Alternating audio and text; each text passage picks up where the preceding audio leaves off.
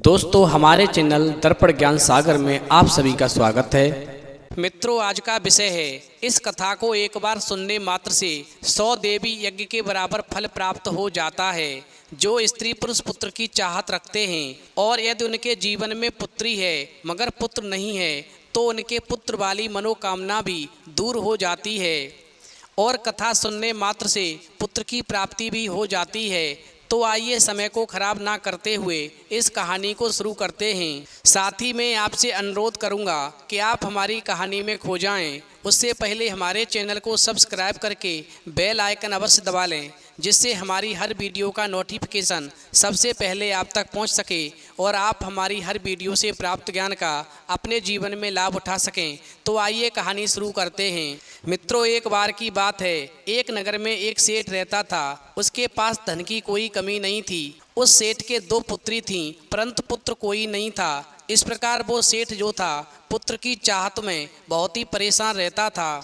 उसे दिन रात चिंता सताए रहती थी कि मेरे बाद में मेरे वंश को आगे कौन बढ़ाएगा।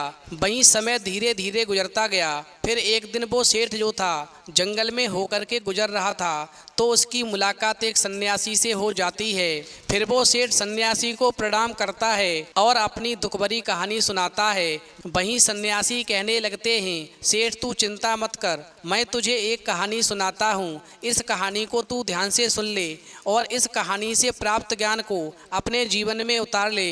तुझे निश्चित ही पुत्र की प्राप्ति होगी और तेरा घर खुशियों से भर जाएगा। फिर सेठ कहता है, ठीक है महाराज, आप कहानी प्रारंभ कीजिए, मैं कहानी को पूरा और मन से सुनूंगा।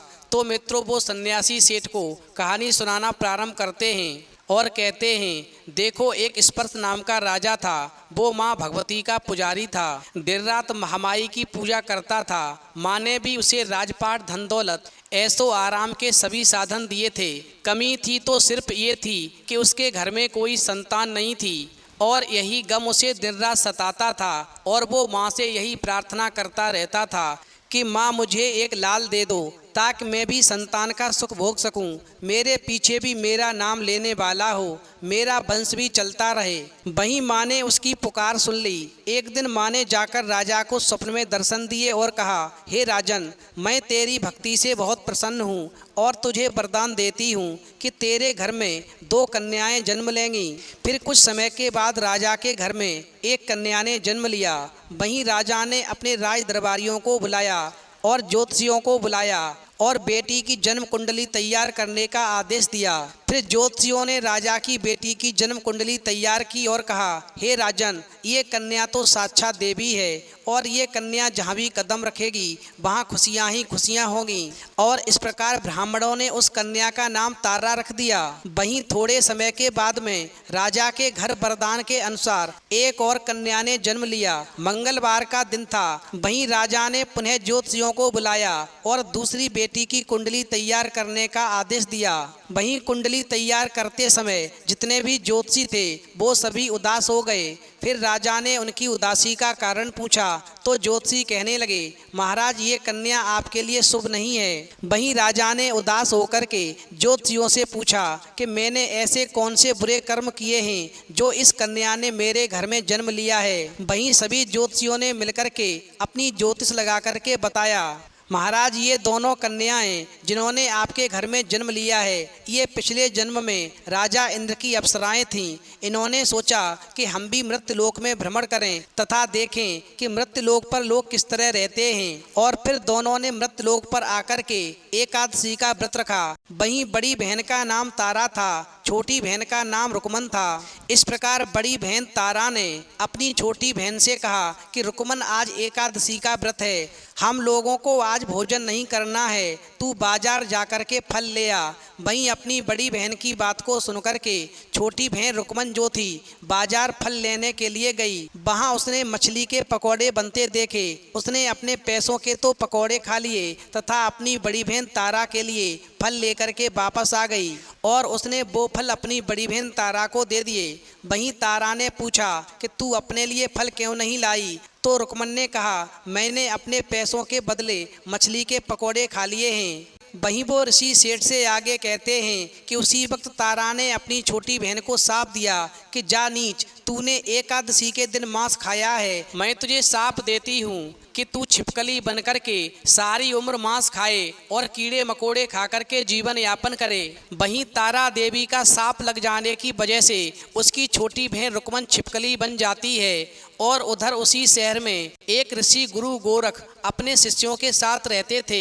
उनके शिष्यों में एक चेला तेज स्वभाव का तथा घमंडी था। वहीं एक दिन वो घमंडी शिष्य पानी का कमंडल भर कर के खुले स्थान में एकांत में जाकर तपस्या पर बैठ गया। वो अपनी तपस्या में लीन था। उसी समय उधर से एक प्यासी कपिला गाय आ गई और फिर उस गाय ने ऋषि के पास पड़े कमंडल में पानी पीने के लिए अपना मुंह डाला और सारा पानी पी गई। वहीं जब कपिला गाय ने मुंह बाहर निकाला तो खाली कमंडल की आवाज़ सुनकर के उस ऋषि की समाधि टूट गई। वहीं ऋषि ने देखा कि गाय ने सारा पानी पी लिया है तो ऋषि गुस्सा में आ गए और उन्होंने उस कपिला गाय को बुरी तरह चिमटे से मारा। इस प्रकार गाय जो थी लहूलुहान हो गई। वहीं वो खबर जो थी जब गुरु गोरख को मिली और उन्होंने जब कपिला गाय की हालत देखी तो उस ऋषि को बहुत ही बुरा भला कहा और उसी वक्त आश्रम से निकाल दिया। वहीं गुरु गोरख ने गाय माता पर किए गए पाप से छुटकारा पाने के लिए कुछ समय बाद एक यज्ञ रचाया।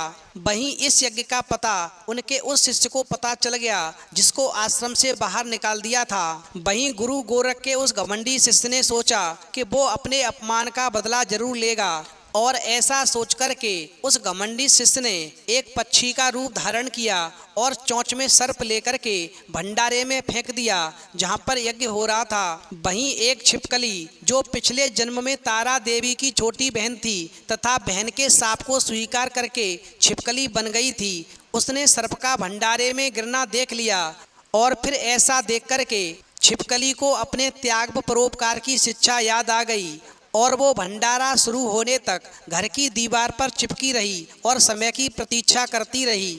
अब वो क्या कर सकती थी? उसने मन में विचार किया कि मैं भी अपने प्राण त्याग दूंगी, मगर जितने भी लोग प्रसाद पाने के लिए आए हैं उनकी जान अवश्य बचाऊंगी। और फिर उस छिपकली ने कई लोगों के प्राण बचाने हेतु अपने प्राण न्यौछावर कर लेने का मन में निश्चय किया।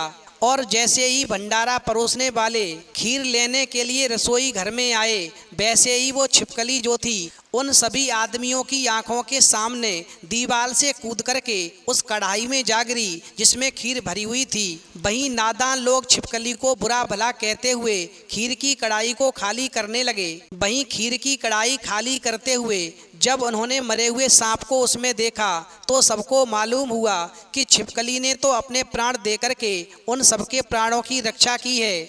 वहीं भंडारे में उपस्थित सभी सज्जनों और देवताओं ने उस छिपकली के लिए प्रार्थना की कि छिपकली को सब योनियों में सबसे उत्तम मनुष्य जन्म प्राप्त हो तथा अंत में उसे मोक्ष की प्राप्ति हो। वहीं ऋषि आगे सेठ से कहते हैं, इस प्रकार तीसरे जन्म में वो छिपकली जो थी राजा स्पर्श के घर में कन्या जन्मी और फिर दूसरी बहन तारा देवी ने फिर मनुष्य जन्म लेकर के तारामती नाम से अयोध्या के प्रतापी राजा हरिश्चंद्र के साथ में विवाह किया। इस प्रकार जब ज्योतिषियों के माध्यम से दोनों कन्याओं के बारे में राजा स्पर्श को मालूम पड़ा, वहीं राजा स्पर्श ने ज्योतिषियों से कन्या की कुंडली बनवाई तो ज्योतिषियों ने राजा को बताया कि कन्या आपके लिए हानिकारक सिद्ध होगी, शकुन ठीक नहीं है, अतः आप इसे मरवा दीजिए। वहीं राजा बोले, लड़की को मारने का पाप बहुत बड़ा है, मैं उस पाप का भार नहीं बन सकता। तब ज्योतिषियों ने विचार करके राजा को राय दी, हे राजन, आप एक लड़की के संदूक में ऊपर से सोना चांदी आदि जड़वा दें, फिर उस संदूक के भीतर लड़की को बंद करके उसे नदी में प्रवाहित कर दें। इस प्रकार सोने चांदी से जड़ा हुआ संदूक अवश्य ही कोई लालच से निकाल लेगा और आपकी इस कन्या को भी पाल लेगा और आप हत्या के पाप से भी बच जाएंगे और आपको किसी भी प्रकार का पाप भी नहीं लगेगा। वहीं ज्योतिषियों की बात को सुनकर के राजा ने ऐसा ही किया। एक संदूक बनवाया और उस संदूक के ऊपर हीरे मोती जड़वा दिए और उस संदूक के अंदर अपनी कन्या को लिटा दिया और फिर वो संदूक जो था एक नदी में प्रवाहित कर दिया। वहीं वो संदूक नदी में बहता हुआ काशी के समीप एक मेहतर को दिखाई दिया और फिर वो मेहतर जो था उस संदूक को नदी से बाहर निकाल लाया।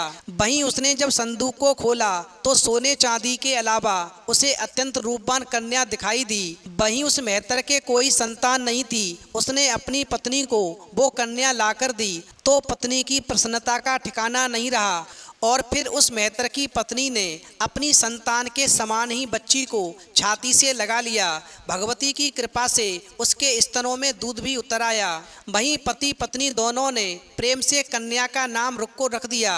वहीं रुक्को बड़ी हुई और उसका विवाह हुआ। इधर रुक्को की सास जो थी महाराज हरिश्चंद्र के घर में सफाई आदि का काम करने जाया करती थी। एक दिन वो अचानक बीमार पड़ गई और फिर सास के बीमार पड़ जाने की वजह से रुक्को जो थी महाराज हरिश्चंद्र के घर पर काम करने के लिए पहुंच गई। उधर महाराज की पत्नी तारामती ने जब रुक्को को देखा तो वो अपने पूर्व जन्म के पुण्य से अपनी बहन को पहचान गई और तारामती ने रुक्को से कहा, हे बहन, तुम मेरे यहाँ निकट आकर बैठो।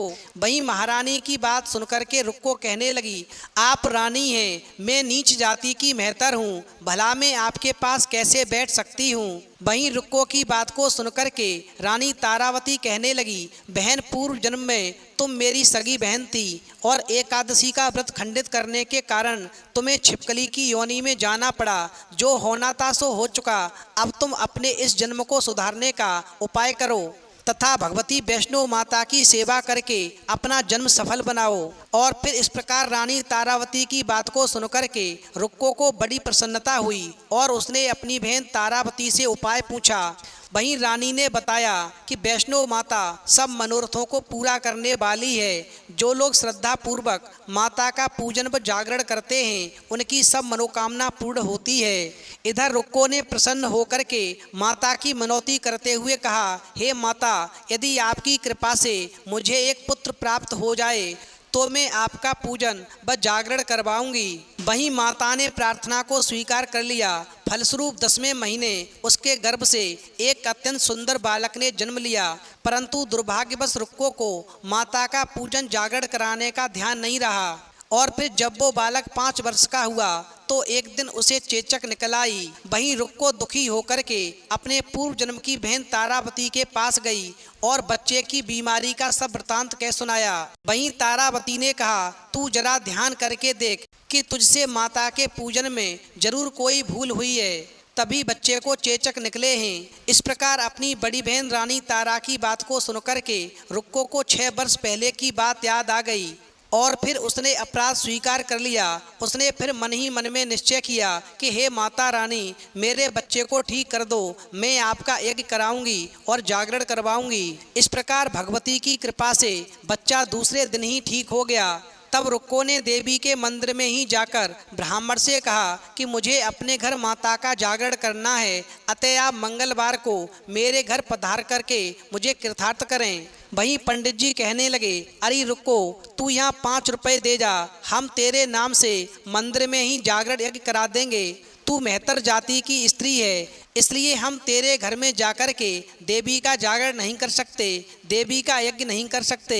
वहीं रुक्को ने कहा, हे पंडित जी, माता के दरबार में तो ऊंच नीच का कोई विचार नहीं होता, वे तो सभी भक्तों पर समान रूप से कृपा करती हैं, अतः आपको कोई ऐतराज नहीं होना चाहिए। इस पर पंडित जी ने आपस में विचार करके कहा कि यदि महारानी रानी तारा तुम्हारे जागरण में पधारें तो हम भी स्वीकार कर लेंगे। वहीं पंडित जी की बात को सुनकर के रुक्को महारानी तारावती के पास गई और सारा वृतांत कह सुनाया।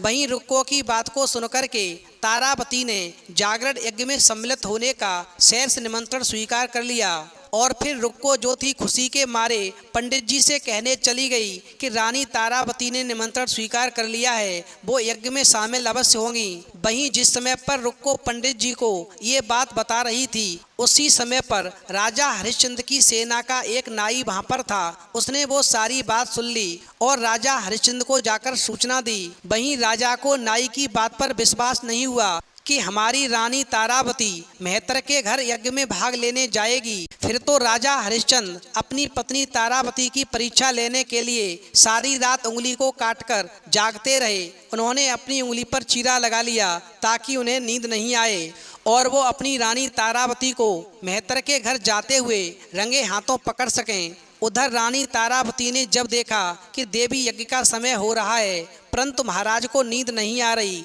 तो उसने माता वैष्णो देवी से मन ही मन में प्रार्थना की, हे माता रानी, आप किसी उपाय से राजा को सुला दें ताकि मैं आपके यज्ञ में सम्मिलित हो सकूं। इस प्रकार माता रानी की कृपा से राजा हरिश्चंद्र को नींद आ गई। उधर तारावती रोशनदान से रस्सा बांध करके महल से उतरी और रुक्को के घर में जा पहुंची। उस समय जल्दी के कारण रानी के हाथ से रेशमी रूमाल तथा पांव का एक कंगन रास्ते में ही गिर पड़ा। उधर थोड़ी देर बाद राजा हरिश्चंद्र की नींद खुल गई। वहीं राजा भी रानी का पता लगाने के लिए निकल पड़े। उधर राजा ने रास्ते में रानी का कंगन व रूमाल पड़ा हुआ देखा तो राजा ने दोनों चीजें रास्ते से उठा करके अपने पास रख लीं और जहाँ पर देवी यज्ञ हो रहा था वहाँ पर जाकर पहुँच गए और एक कोने में चुपचाप बैठ कर के वहाँ का सारा नज़ारा देखने लगे। वहीं जब देवी यज्ञ समाप्त हो गया तो सबने माता की अरदास की और उसके बाद प्रसाद बांटा गया। वहीं रानी तारावती को जब प्रसाद मिला तो उसने झोली में रख लिया। वहीं तारावती को ऐसा करते देख करके वहाँ के लोगों ने पूछा कि आपने प्रसाद क्यों नहीं खाया? यदि आप प्रसाद नहीं खाएंगी तो यहाँ पर कोई भी प्रसाद नहीं खाएगा। वहीं रानी कहने लगी, तुमने जो प्रसाद दिया वो मैंने अपने महाराज के लिए रख लिया, अब आप मुझे प्रसाद दे दें। और फिर रानी तारावती ने पुनः प्रसाद लिया और उस प्रसाद को खा लिया। इस प्रकार देवी यज्ञ समाप्त करके प्रसाद खाने के बाद में रानी तारावती महल की तरफ चलने लगी। उधर राजा ने आगे बढ़कर के रानी का रास्ता रोक लिया और कहा, तूने मेहतर के घर का प्रसाद खा करके अपना धर्म भ्रष्ट कर लिया, अब मैं तुझे अपने घर में कैसे रखूं? तूने तो कुल की मर्यादा व प्रतिष्ठा का भी ध्यान नहीं रखा। जो प्रसाद तू अपनी झोली में मेरे लिए लाई है उसे खिला, मुझे भी तू अपवित्र करना चाहती है। वहीं राजा ने मन में सोचा, इस प्रसाद को मैं खाऊंगा नहीं। और ऐसा कहते हुए जब राजा ने झोली की ओर देखा तो भगवती माँ की कृपा से प्रसाद के स्थान पर उसमें चंपा, गुलाब, गेंदे के फूल, कच्चे चावल और सुपारियां दिखाई देने लगीं। और फिर ऐसा चमत्कार देख करके राजा आश्चर्यचकित रह गया। और फिर राजा हरिश्चंद्र रानी तारा को साथ लेकर के महल लौट आए। वहीं रानी ने ज्वाला मैया की शक्ति से बिना माचिस व चकमक पत्थर की सहायता से राजा को अग्नि प्रज्वलित करके दिखाई, जिसे देख करके राजा का आश्चर्य और बढ़ गया। वहीं रानी कहने लगी, महाराज, प्रत्यक्ष दर्शन पाने के लिए बहुत बड़ा त्याग होना चाहिए। यदि आप अपने पुत्र रोहितास की बलि दे सकें तो आपको दुर्गा देवी के प्रत्यक्ष दर्शन हो जाएंगे। वहीं रानी तारावती की बात को सुनकर के राजा के मन में देवी दर्शन की लगन लग गई और राजा ने पुत्र मोह त्याग करके रोहितास का सिर देवी को अर्पण कर दिया। और फिर ऐसी सच्ची श्रद्धा एवं विश्वास देख करके दुर्गा माता सिंह पर सवार होकर के उसी समय पर प्रकट हो गईं। और इस प्रकार राजा हरिश्चंद्र दर्शन करके कृतार्थ हो गए और उनका मरा हुआ पुत्र रोहितास भी जीवित हो गया। इस प्रकार चमत्कार देख राजा हरिश्चंद्र गदगद हो गए और फिर उन्होंने विधि पूर्वक माता का पूजन करके अपराधों की क्षमा मांगी। और फिर इस प्रकार माता रानी ने राजा हरिश्चंद्र को सुखी रहने का आशीर्वाद दे दिया और अंतर ध्यान हो गईं। फिर राजा ने रानी तारा की भक्ति की प्रशंसा करते हुए कहा, तुम्हारे आचरण से मैं अति प्रसन्न हूँ। मेरे धन्य भाग जो तुम मुझे पत्नी के रूप में प्राप्त हुई। और फिर इस प्रकार सुख भोगने के बाद में राजा हरिश्चंद्र, रानी तारा और रुक्मिन मेहतर तीनों ही मनुष्य योनि से छूट करके देवलोक को प्राप्त हुए। फिर अंत में कहानी समाप्त हो जाने के बाद में ऋषि सेठ से कहने लगे, हे सेठ, जो भी इस कहानी को मन से सुनता है, रोजाना अपने घर में अपने परिवार को सुनाता है, उसकी मनोकामनाएं पूर्ण होती हैं, सुख समृद्धि बढ़ती है, शत्रुओं का नाश होता है, पुत्र रत्न की प्राप्ति अवश्य होती है। और फिर इस प्रकार कहानी सुनने के बाद में वो सेठ घर वापस आता है और रोजाना एक बार कहानी को अपनी सेठानी को जरूर सुनाता है। वहीं माता रानी की उस सेठ पर कृपा होती है और समय आने पर सेठ को एक सुंदर से पुत्र की प्राप्ति होती है, जिसका वंश आगे चल जाता है। तो मित्रों, आपको भी पुत्र की अभिलाषा हो तो इस कहानी को अपनी पत्नी को और परिवार में अवश्य सुनाएं, जिससे आपको पुत्र रत्न की प्राप्ति अवश्य होगी। तो यदि आपको वीडियो पसंद आई हो तो प्लीज़ आप हमारे चैनल को सब्सक्राइब करें और इस वीडियो को अपने मित्रों के साथ शेयर करें।